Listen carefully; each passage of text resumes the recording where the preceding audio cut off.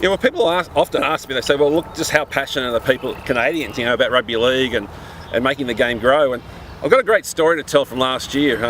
It was in September, and we're trying to grow the game in the Western Canada, and a team, the Edmonton Broncos, was formed, a representative team from up there, and they even fielded a great All Black champion, former champion Jerry Collins, and that was great. We got a lot of promotion out of that as well.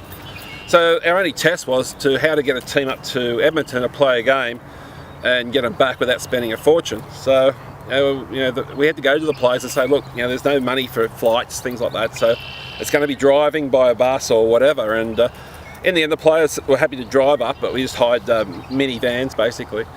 And after a 14-hour trip up and a 14-hour trip back, that sort of shows the sort of dedication they've got towards it. And the trip just kept getting worse. The players got up to their hotel, very late in the evening, probably about 11 or 12 o'clock at night, before the game against the Alberta Broncos. And it was a long weekend. A huge triathlete was on in Edmonton, a world triathlete competition, and there was no rooms available anywhere. But we'd booked our rooms solid, so we were fine. But when we walked in, they'd given our rooms away to another group. So the players had nowhere to sleep. We couldn't find anywhere in town. So fortunately, the hotel had a conference room. Threw some pillows around the floors in the conference room, and our guys knuckled down and tried to get some sleep on a conference room floor. After a 14-hour drive, approaching midnight, got up next morning.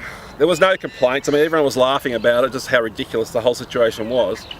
And they come out and had a very comprehensive win over the Alberta Broncos. And I think that really shows just the officials who got them up there. And I want to put special praise to Luke Gray, who was the captain coach, and who basically took control of the group to get them up there.